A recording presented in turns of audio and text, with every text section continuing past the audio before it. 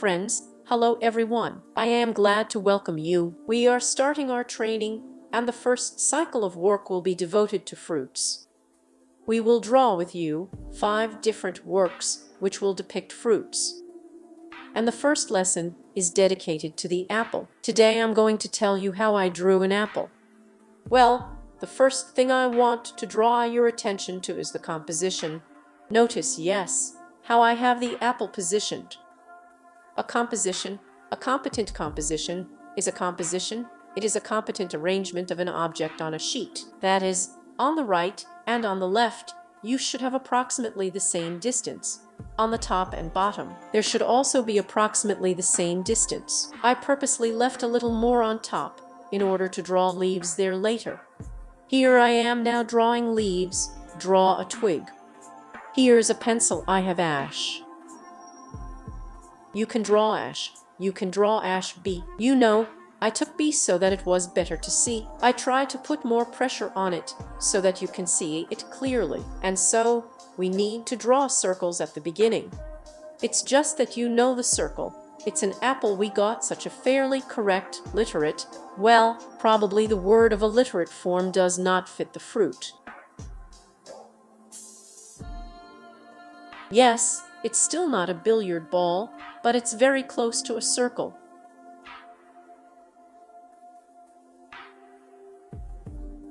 So try to draw a circle, but if you have errors somewhere, there's nothing wrong with that, it's okay. In other words, it is still a fruit.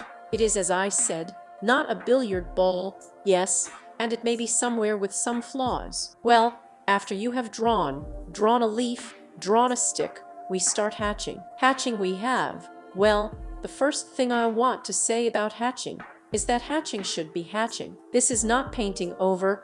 This is not when we, as it were like children, paint over a coloring book, tightly covering the surface. No, absolutely not. Now, if you come to some gallery and see the great ones, how they drew portraits, how they drew landscapes with pencils, you will come closer, and everywhere you will see hatching. That is, the stroke should be a stroke. There should always be at least 2 shading, but it rarely happens that there are 2 shading. Usually I make more of them, especially since we have a fairly saturated fruit like this. As you can see the apple on the left side, it's very dark like that. We're going to have a lot of shading here, and our apple is round on all sides. I'm showing you here, the direction may be different, the stroke may be semicircular. It is not necessary that the stroke be even. With a smooth stroke, we stroke into a smooth one. On flat planes, if you draw a white plaster cube, there will be smooth strokes. The apple, on the other hand, has a rounded shape, and our stroke bends in shape. It is more round. Well, I changed the direction of the stroke, 1 shading, then we changed the direction. We do another shading, and now I'm starting to make such kind of inclusions. That is, we have such a natural print there, so to speak, a natural ornament. I still work with Ashby pencil, but if you feel that Ashby is no longer coping with you, that is, you are hatching, but you do not feel darkening, because now gradually we need to darken, darken, darken, darken. And now I'm already choosing places, gaps separately, and starting to sketch, as if in a chaotic order, to impose this most beautiful, so to speak, natural ornament. You make this crumb somewhere for me, and somewhere you leave the tone that I have. That is, in fact, I just draw spots like this. If the Ashbeck pencil, as I have already said, does not give you darkness, then we take pencil B and try to throw pencil B. I'm drawing the background now, the shadow. In general, all work should grow for you at the same time. We not only take and bring the apple to the end.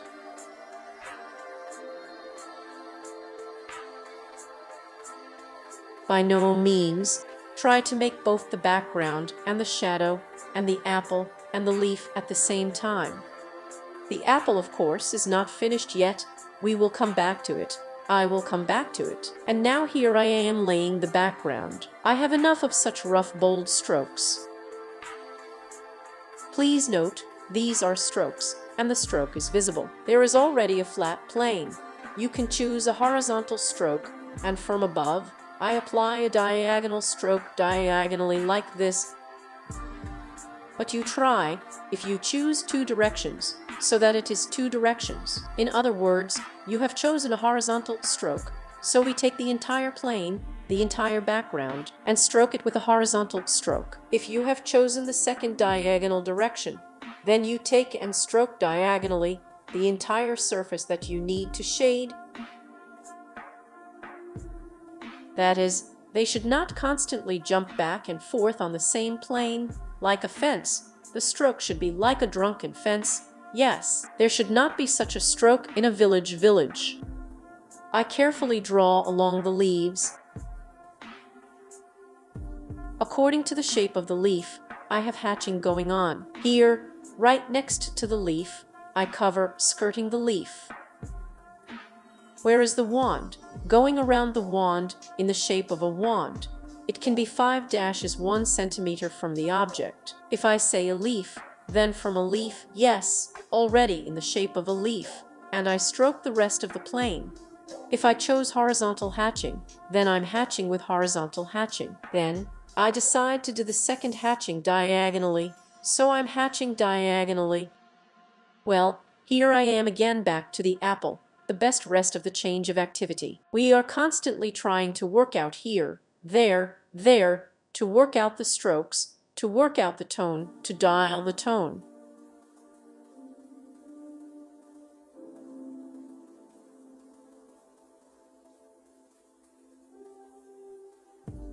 I am now gradually gaining tone. I continue to work on the ornament. You know, friends, I'm in one of the next fruits. When we draw, I'll tell you in more detail about the shading around the subject. This is such an important topic, I'm not going to tell you in accelerated shooting anymore. Here, but now, we will continue to talk about it for now. Here I am now drawing an ornament. I recommend you when you draw at least once every half hour. Well, I drew about this apple in an hour. At least once every half hour, it is better to be distracted from work for 20 minutes. Move away and look at your work at about 3 meters level, and then you will see what, where you still need to correct, add, strengthen. Compare with the photo, with the original, and add.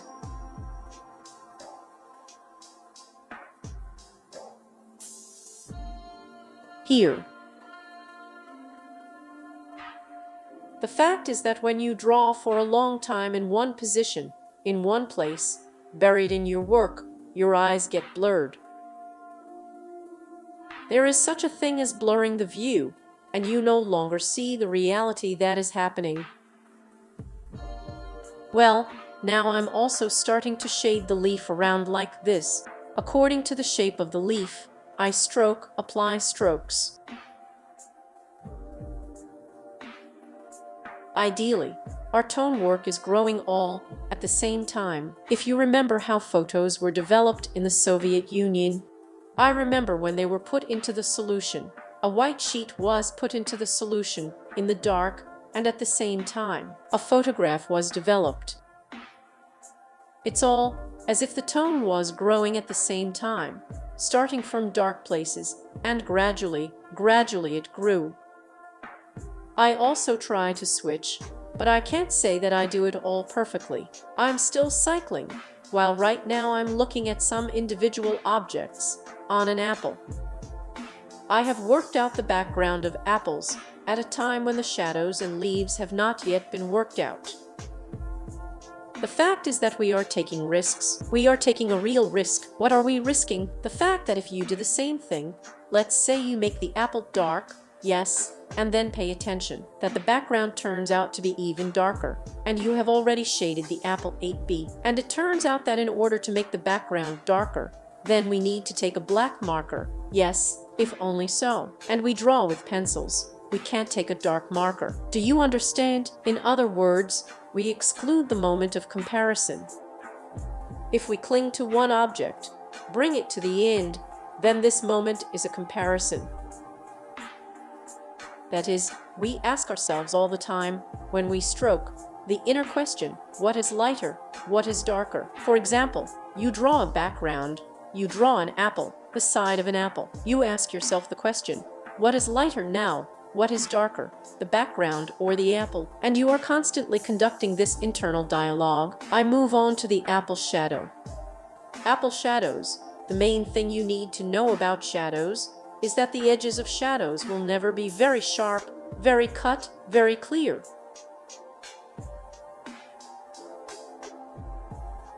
They will always be a little blurry. They will always be a little foggy. And now, in this photo, as for the shadow, it is, by the way, very clearly visible. The shadow, it becomes sharper to the subject. If you pay attention, it darkens to the subject. And the further away from the object the shadow, the more diffuse, blurred it becomes. I keep picking up the apple tone. It is necessary to reach the tone. After all, an academic drawing. It is close to realism, yes, strokes by strokes. Strokes should be visible, but I always teach my students by tone too, so that they bring them to the right shade, to the right tone.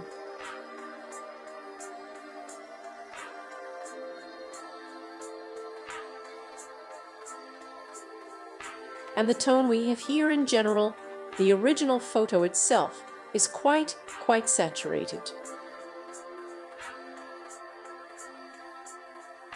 I lay the surface on which the apple is lying. You can ignore the shadow if the shadow is darker than the surface itself. We just lay this entire plane, regardless of the shadow, along the shadow. I don't shade the background or the surface on which the apple lies to the end of the leaf. It's not necessary. Here, too, you need to learn how to make such edges cut off, not sharp, not clear, but slowly, smoothly reduce the hatching to nothing. I mean, what do I mean? Around the apple, in the center, the stroke is more concentrated, clearer, more elaborated, more dense. The further we move away from the apple, the less we spend on hatching our energy, our strength. In other words, our stroke becomes more unfocused, more concentrated in the center, and the further away from the center, the more it becomes so free, blurred, and light. It's like we're also telling the viewer to look at the center. We, well, sort of concentrate his attention on the middle, on the composition. The composition is in the center.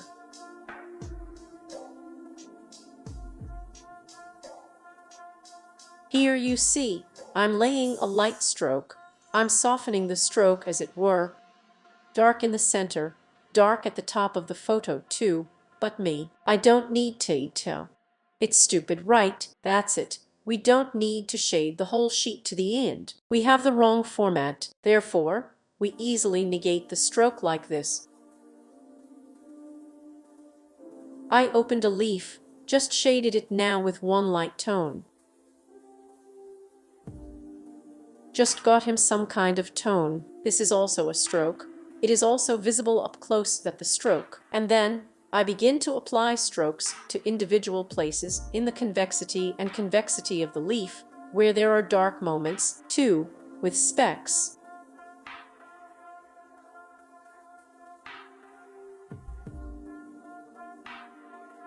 You know, This leaf, it looks like a drapery. Here in the drapery, where the fabric bends, I will also tell you in great detail how this happens separately. We are going to learn how to make these bulges, folds, and this leaf. It is quite embossed.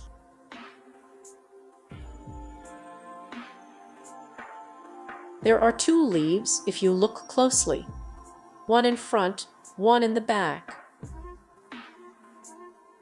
To separate one sheet from another, I make the back sheet darker. This darkening is especially relevant when it comes to the front sheet. That is, a leaf, two leaves, one leaf is farther than the other leaf, right? One in the foreground, the other in the background. The one that is in the background, I need to somehow convey by shading and tone that it is in the background. I made it a little darker. I'll come back to the leaves later. I continue to get the background. I continue to enhance the tone of the apple.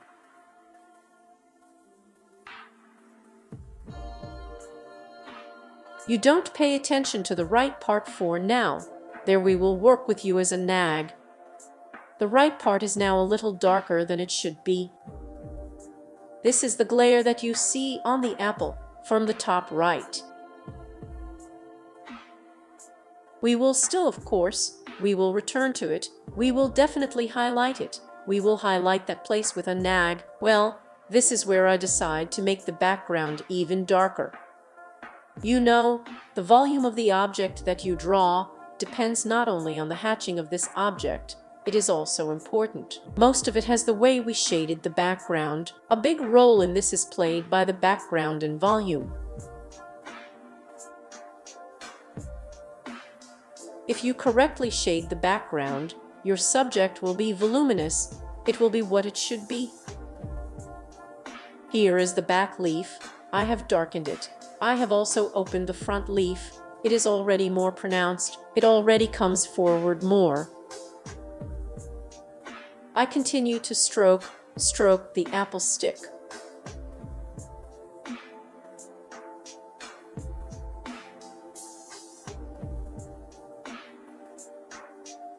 You see, it's so rough, old, just such a tree there. Here it can already be applied with a stroke too, more blunt, shorter, more aggressive, so to speak.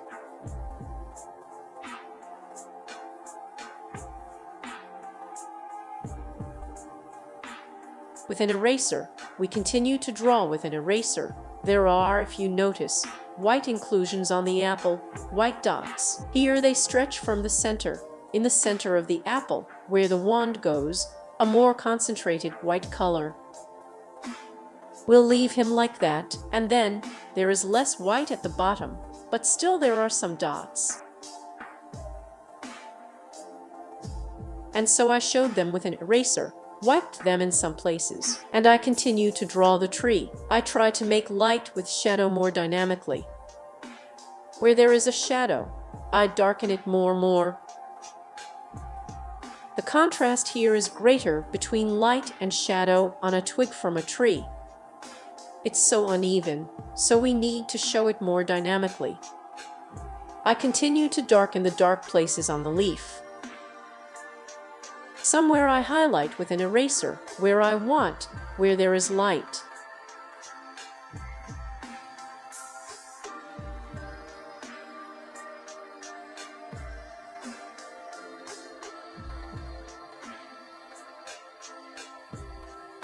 Friends, if you have a desire for me to comment on your work after you draw it, take a picture or scan it and send it to me on Instagram in direct. I plan, if there are several works, yes, to make short comments on each work, put it all into one video, and then post it. Watch all the video reviews, which will be, even if your work is not included in the video analysis, because you also learn from mistakes. All the same, all errors are plus or minus, they are fundamental, they are the same. Well, I'm already approaching the final stage. I also strengthen the background, thereby making my apple come out more forward. I refine the twigs. I refine some moments that I don't like. I strengthen the leaves a little more.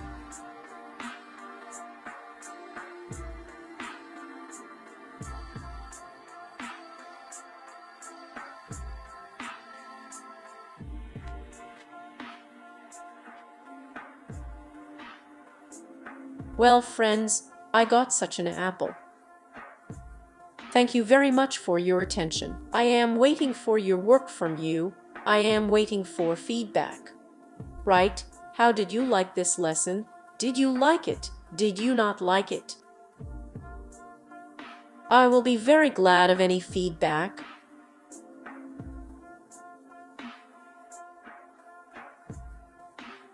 And here's the only thing left. I forgot about it a little bit. Now I'm going to take a nag, and we'll make this little glare from the top right. From the nag, we tear off a small piece, such a sausage, and with a slight movement of our hand, we just put this sausage and a little bit on this place. We will make a glare like this carefully.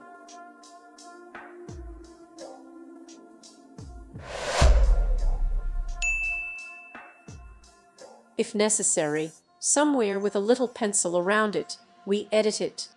Well, this is the apple I got. Thank you very much for your attention. Thank you for watching. Have a nice day.